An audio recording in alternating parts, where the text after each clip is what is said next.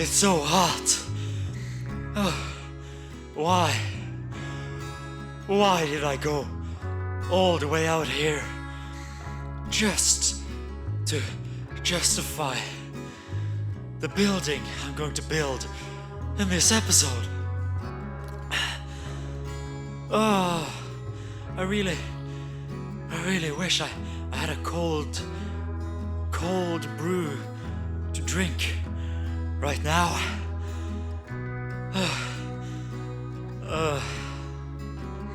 Better get going.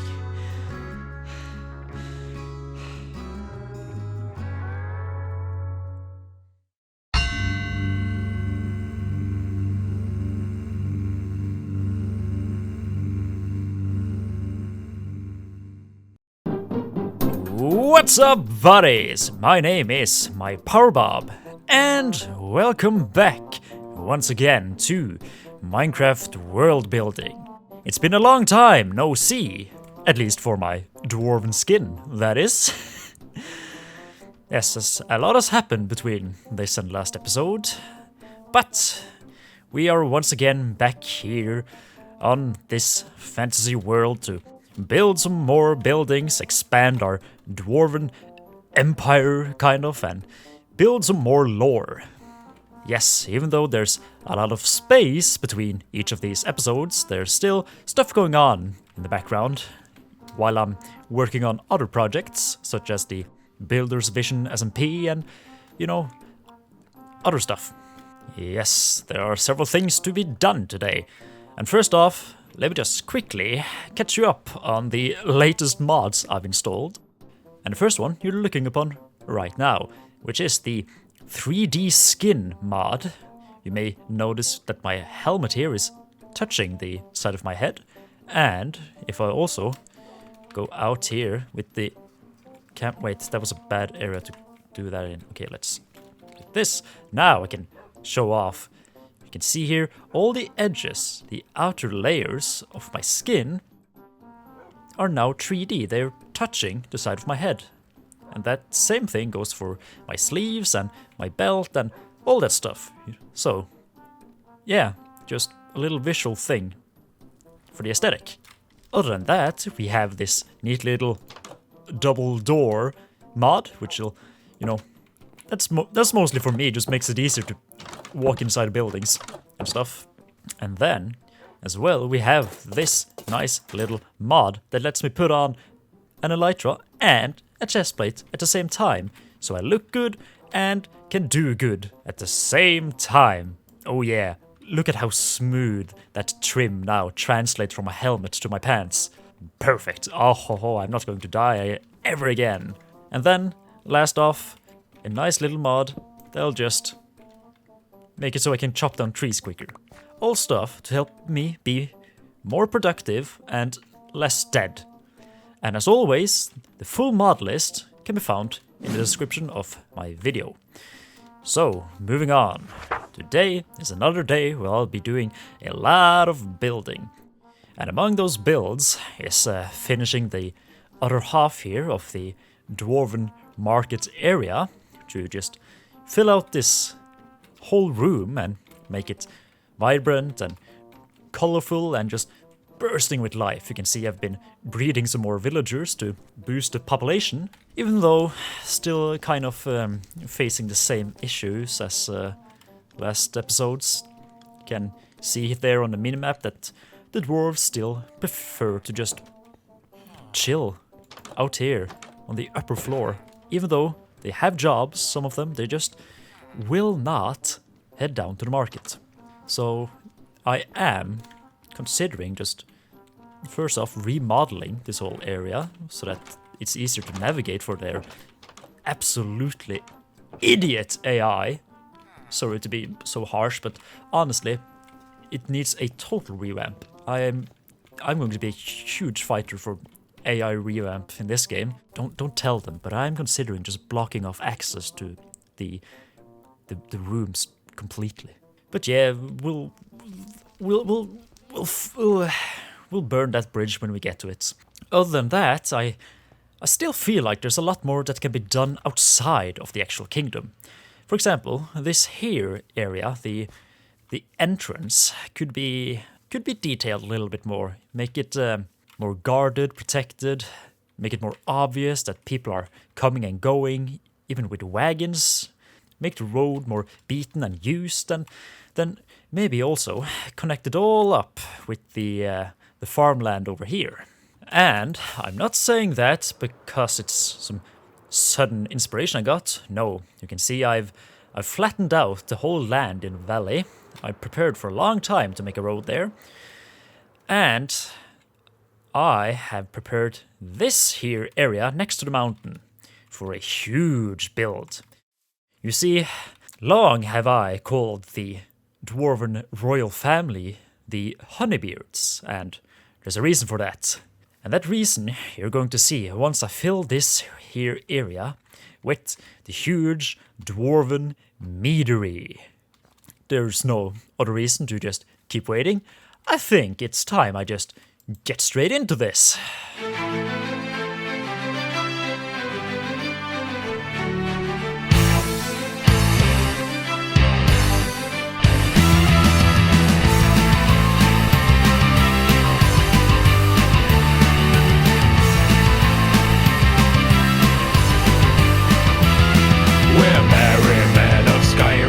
So sturdy and so stout. When the day is done, when it's time for fun, we'll drink and sing and shout. You weak-livered milk drinkers can let your throats run dry, 'cause it's just one drink that we will sink until the day we die. Drinking mead in the halls of Whiterun, the maidens and the men. We swig our brew until we spew, then we fill our mugs again. You can keep your filthy skooma, it makes our bellies bleed. 'Cause when we raise our flagon to another dead dragon, there is just one drink we need. Lord Mead. Lord Mead. Chug another mead and another mother mead. Chug another mother mead till you fall down. Chug another mead and another mother mead. Chug another mother mead, Maria.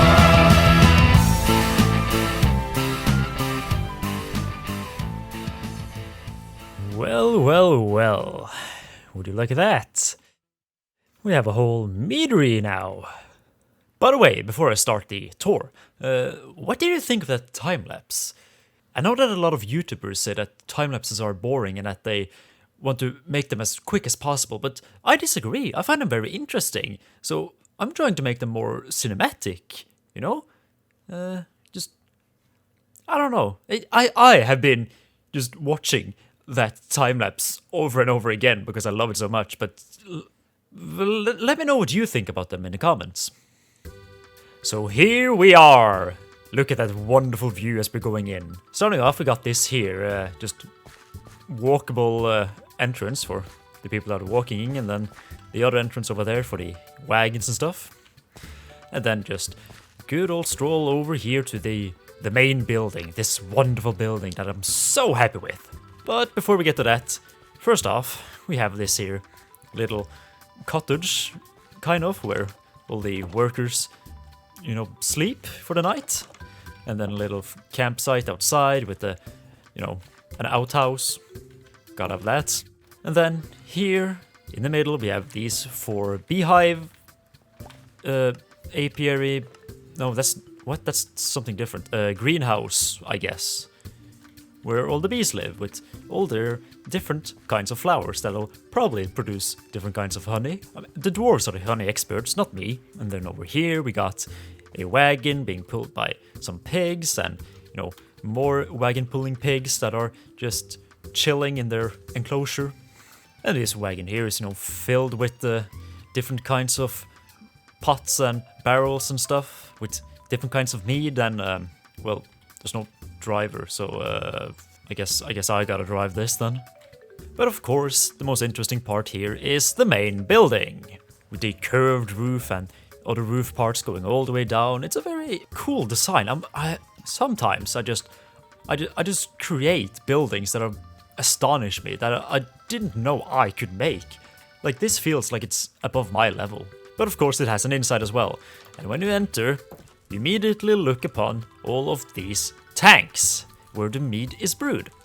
Now, this is quite blatantly inspired by one of the breweries that you can find in Skyrim, just outside of Whiterun. Especially these tanks here are basically just lifted straight from the game. But you know, inspiration is the sincerest form of complementation, or however that saying goes. So here we have the Honeybeard's traditional mead, the most famous one, as well as the Honeybeard mead cider, the berry mead, the mead floral, and the mead beer. Because, if you didn't know, mead is not that much like beer. It's closer to wine, actually, especially in the way it's made. But yeah, different kinds of mead for different kinds of folks, or dwarves. So over here, along the wall, we have empty barrels and stuff ready to be filled up. And at the end of this walkway, we have the elevator, which goes up to the 3rd floor and down to the 1st floor.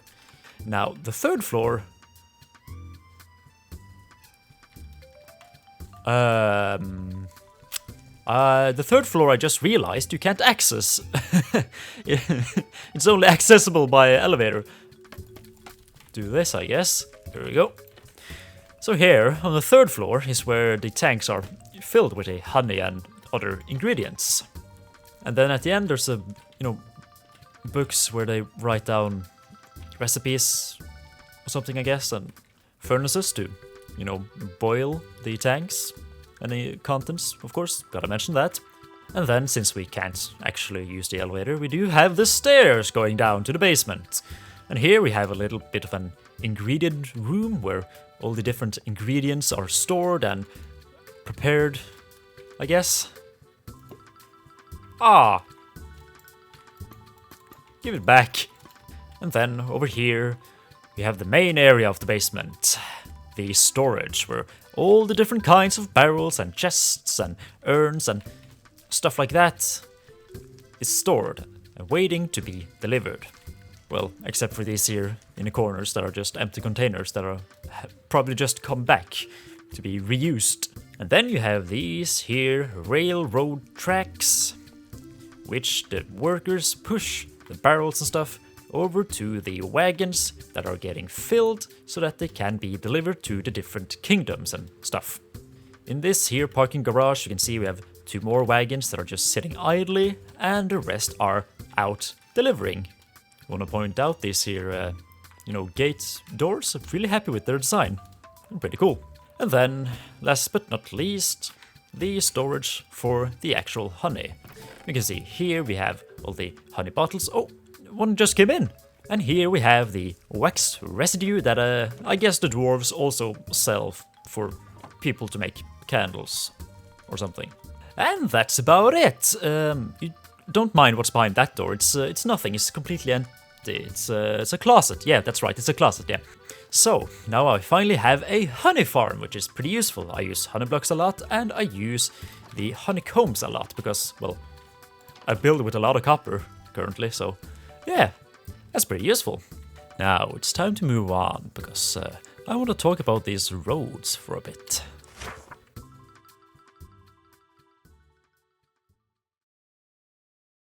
Roads. Roads! What are roads? Is this a road? If life is a highway, why is it leading straight to hell? All this and more on tonight's episode of World Building. So here we are in a local village that I built last episode. And to start off, I want to point out this road. See, it's just 3 blocks wide, and it works fine. It's decorated with a little bit of coarse dirt here on the corners to indicate that sometimes people or wagons are stepping here as well, but not as often as this path block. And it works for such a slim path that'll likely very often is being treaded on by both wagons and the local villagers. This works. It's a good design, and you can see here as it splits. I'm kind of satisfied with how this here looks. But then you come down here and the road starts to get wider. And I'm starting to think that this might not work as well, this same design, as it gets wider. And I think that's especially evident over here on this big open spot here where it splits into 2 paths. And then as well over here once we enter the valley over to the main kingdom. The path here is very wide. It's just so bland and featureless. So I want to try to fix that a little bit. So when I first built a wagon, I made a path kind of like this. So I kind of want to try to do something more like that, so I can try to keep that path as is. So I'm kind of thinking just randomly like placing a few different kind of dirt blocks around. I don't know, kind of making it look like it's mostly just wagons that are pulling through here instead of people walking in the middle of the road. Shouldn't do that, that's dangerous. Something like that, I guess. But maybe the muddy roots are too much, actually. Alright, I got my puzzle. Let's see. What if I just put it down there and then just turn this back into path. And yeah, maybe if I do this, don't want it to be too big either. Shouldn't take up too much space, but yeah, I think that kind of works. Let's see. Let me get an aerial view of this. Excuse me.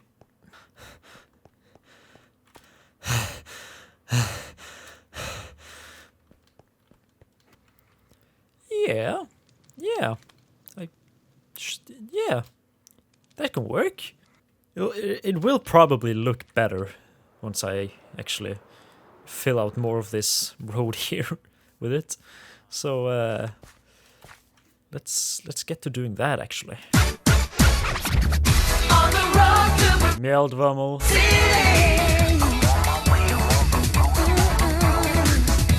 Look at that. It's looking a lot better now that it's filled out.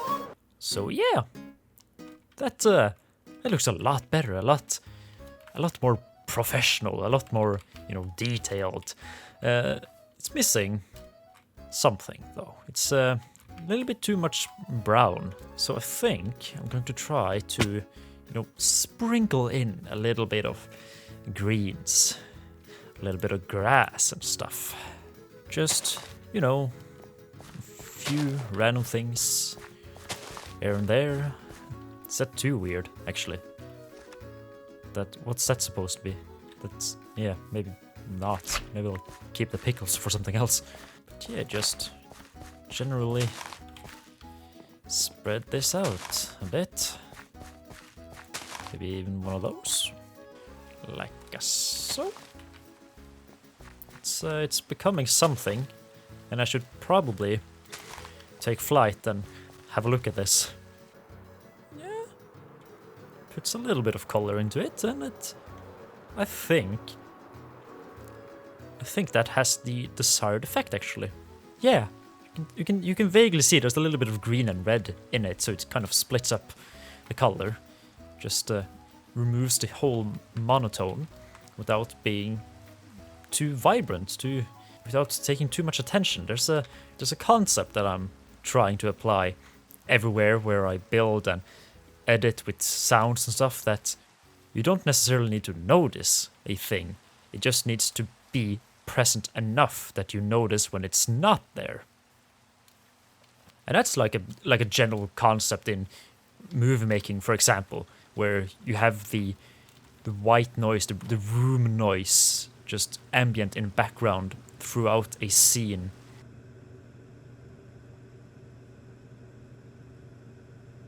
So where a movie like generally cuts between two angles of a camera, it sounds like it's happening in real time, even though there would be like different ambient background zones. It's yeah, I don't know why I'm explaining this. That's barely applicable, maybe, and you probably don't care.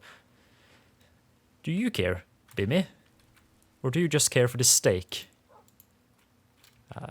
So this is awkward. I kind of talked myself into a hole there. I don't know how to progress to the next thing we're doing. Oh, look! A Segway. Wow, look at that! Wonder where it's taking us. Boy, that Segway sure took its time, huh? So, I'm standing here in this office this close to you because I want to give you a little update on my custom entity model villagers. You know, these guys right here. And I just wanted to quickly say that while no, there hasn't really been any texture updates to them, I have still released a beta version of this resource pack. The download is over on CurseForge, and there's a link in the description that takes you right to it. And there you can find both instructions on how to use and install this resource pack, along with the few other mods that you need to install. Because, yes, this isn't completely vanilla, you do need at least Optifine, if not a few other alternatives, which is what I'm using. So yeah, if you have been wanting for a time now to have all of these guys in your world yourself, now is your chance. Although, do keep updated with the site because, well, only these dwarves have custom textures. All of these other ones are still rocking their regular villager, profession garb. And there's a lot more changes I still want to do with this. Like that. That's not supposed to happen. I haven't even seen that until now. Huh. So yeah, just a quick little update on my custom villagers. And talking about dwarves, I do miss them. I think it's time that I head back into the dwarven kingdom of Mjeldwemmel. So I'm back here in the mountains of Orheaven, or well, Mjeldwemmel as the dwarves call it. And it is now, finally, at long last, time to finish the second half here of the market. And then after I can probably tear this down. Hopefully we'll have enough dwarves by then.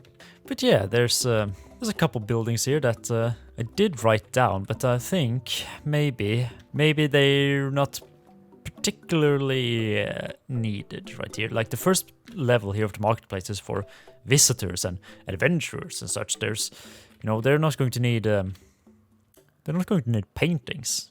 What's up with that? They're going to need books? Sure.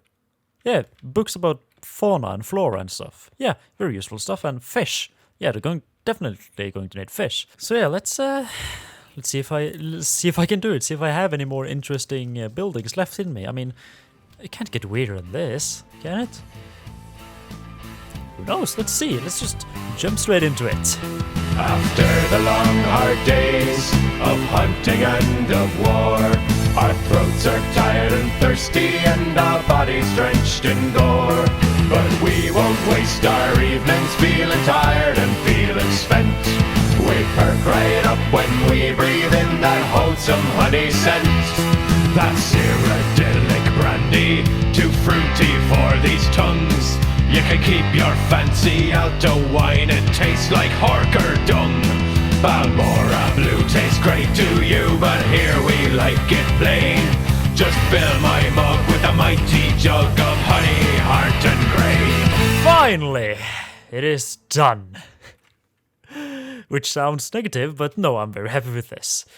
Finally, I can say that the first level of the market here is more or less complete.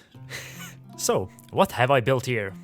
Well, the first one is probably the most peculiar one. You see, this isn't a building or a shop. No, this is just the it's just a pipe for the lava flow up to the bucket up there. I've been thinking about making some pipes around the area to add some realism, and well, I didn't know what building to build there, so it was like a backup plan I pulled out. So yeah, that works.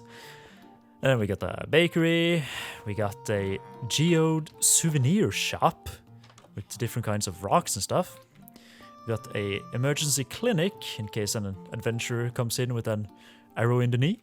We have a sort of mason, a brickmaster of sorts for whatever stone needs people may have.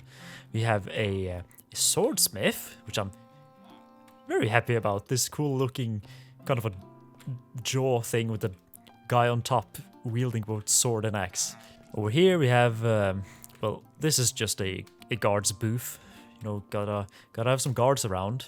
And then we got a tailor shop for whatever carpets and cloaks you need. Got a cafe, which is just another farmer villager for the other dwarves here to get food from, so they maybe can breed. Got a bookstore with 2 workers here and I guess more visitors that sometimes get stuck on ladders. Of course they do, because why not? And then last but not least, we got a fish store, which I gotta say, this might be my favorite building, just because it looks, the whole palette just works together and stuff, and it looks so complete.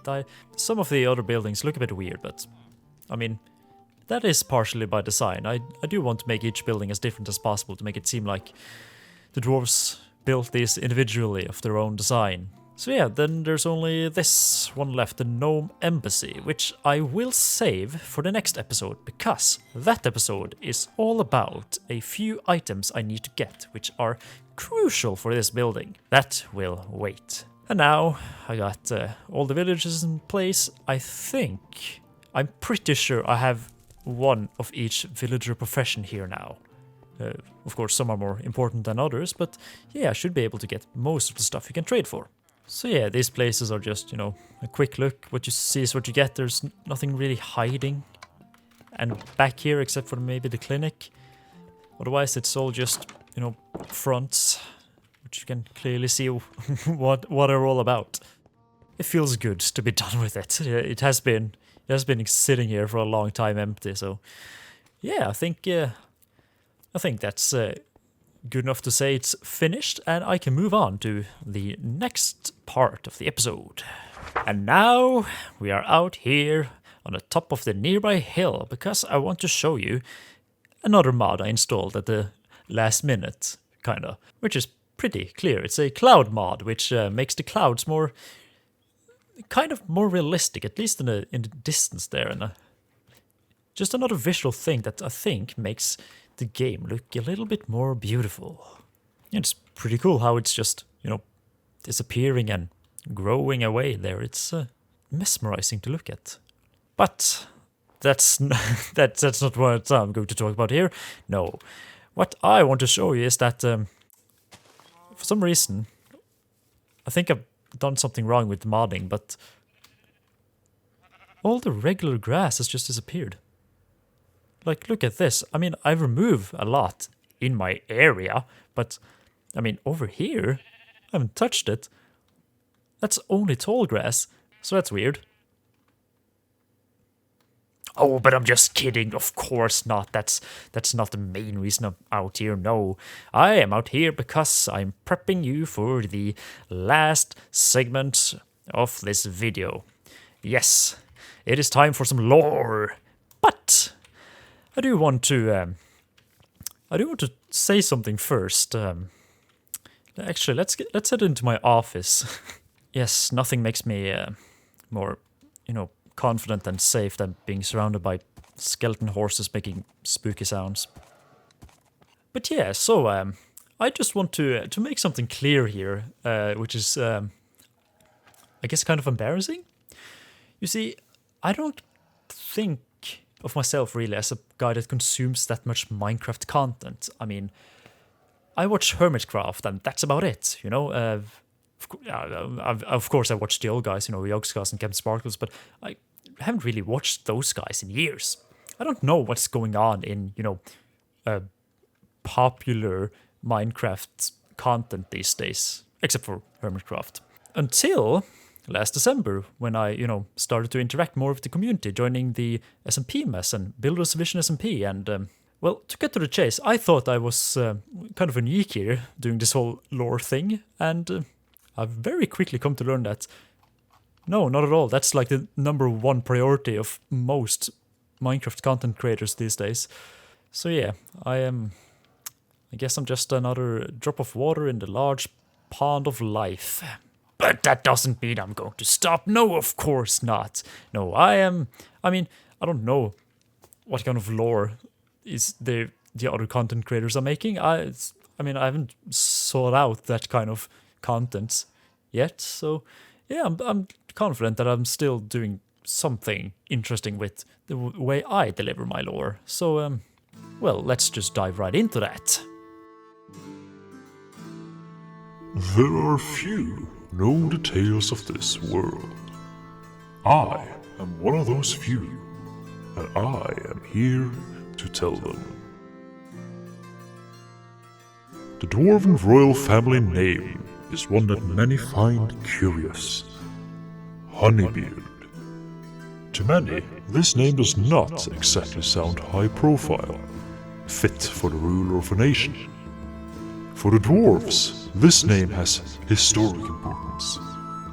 The legend goes that the Honeybeard name goes back to the days before the kingdom of Mypowerbob, when the dwarves supposedly lived in towns outside of mountains. The Honeybeard family were simple beekeepers.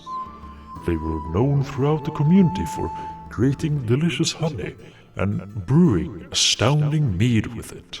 What started as a nickname eventually became the family name. And when Runir Honeybeard discovered the Mypowerbob and became the king of the dwarves, he did not change his name.